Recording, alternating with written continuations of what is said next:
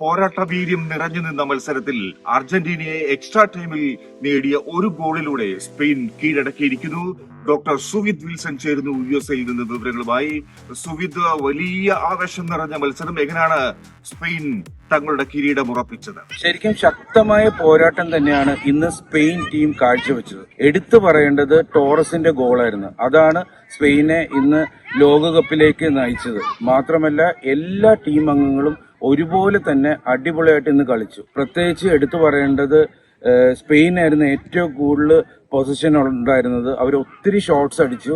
അത് അർജന്റീനയുടെ മാർട്ടിനസ് എന്ന് പറയുന്ന ഒരു ഗോളി ഉള്ളതുകൊണ്ട് മാത്രമാണ് ശരിക്കും അത് ഗോള് കിട്ടാതിരുന്നത്. ഇല്ലെങ്കിൽ ഇതിൽ കൂടുതൽ ഗോള് സ്പെയിൻ ഒരുപക്ഷെ അടിച്ചേനെ.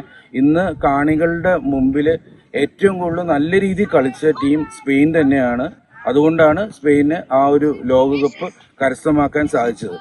സുവിത്, എന്തായാലും ലോകകപ്പിൽ നിന്ന് മെസ്സി വിടവാങ്ങുകയാണ്. പക്ഷേ അദ്ദേഹത്തിന് തല ഉയർത്തി തന്നെ മടങ്ങാം എന്നുള്ളതാണ്. ഈ ഒരു മത്സരം പരാജയപ്പെട്ടെങ്കിൽ കൂടി, കാരണം ഒരു ലോകകപ്പും ഒരു റണ്ണേഴ്സ് അപ്പും അദ്ദേഹത്തിന്റെ സ്വന്തം പേരിൽ ഉണ്ടാകും എന്നുള്ളതാണ്. എങ്ങനെയായിരുന്നു ലോകകപ്പിലുടനീളം, പ്രത്യേകിച്ച് ഈ മത്സരത്തിൽ മെസ്സിയുടെ ഒരു പെർഫോമൻസ്?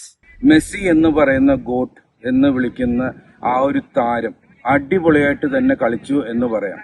ഇന്ന് ഒരുപക്ഷെ മെസ്സിയുടെ അവസാന ലോകകപ്പായിരിക്കും. മെസ്സിക്ക് തലയുയർത്തി തന്നെ മടങ്ങാം. കാരണം മെസ്സി ശരിക്കും പറഞ്ഞാൽ 2 ഗോളിന് പിറകിലായിട്ടാണ് ഇന്ന് ഗോൾഡൻ ബൂട്ട് കിട്ടാതിരുന്നത്. മാത്രമല്ല ഇന്നത്തെ പെർഫോമൻസിൽ ശരിക്കും 1-1 ആകേണ്ടത് കൂടിയായിരുന്നു. കാരണം മെസ്സി ഒരു ബോൾ പാസ് ചെയ്തത്, സിമോനെ അത് അടിച്ചത് നേരെ ആകാശത്തേക്ക് അടിച്ചു പോവുക ചെയ്തത്. അത് കറക്റ്റായിട്ട് നല്ലൊരു ഷോട്ടായിരുന്നെങ്കിൽ ഒരു പക്ഷേ ലാസ്റ്റ് മൂമെന്റിൽ ഈ ഒരു വേൾഡ് കപ്പിൽ അർജന്റീന കളിച്ച പോലെ ലാസ്റ്റ് മൂമെന്റ് ഒരു ഗോളായിട്ട് ഇതൊരു സമനിലയിൽ തീർന്നേനെ.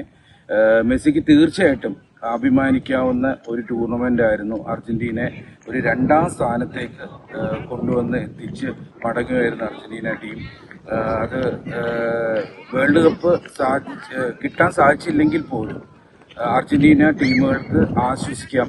കാരണം മെസ്സിയുടെ നല്ലൊരു പെർഫോമൻസ് ആയിരുന്നു ഇന്നത്തെ ഫിഫ വേൾഡ് കപ്പ് 2026 മെസ്സി കാഴ്ചവെച്ചത്. എന്തായാലും അതിശക്തമായ പോരാട്ടങ്ങളാണ് ഈ ഒരു ലോകകപ്പിൽ ഉടനീളം കാണാൻ കഴിഞ്ഞത്. സ്പെയിൻ അങ്ങനെ ലോക കിരീടം നേടിയിരിക്കുന്നു. റൊണാൾഡോയും മെസ്സിയും ഒക്കെ കളമൊഴിഞ്ഞ ഈ ഒരു മത്സരത്തിൽ യുവതാരങ്ങൾ കളം ഏറ്റെടുക്കുന്നതാണ് നമുക്ക് കാണാൻ കഴിയുന്നത്. ഇനി യുവതാരങ്ങളുടെ ഒരു ലോകകപ്പ് വേദിയായിരിക്കും ഇനി തുടർന്ന് ഫുട്ബോൾ ലോകത്ത് കാണാൻ കഴിയുക. ഡോക്ടർ സുവിത് വിൽസൺ ആണ് USA-യിൽ നിന്ന് വിവരങ്ങൾ നൽകിയത്.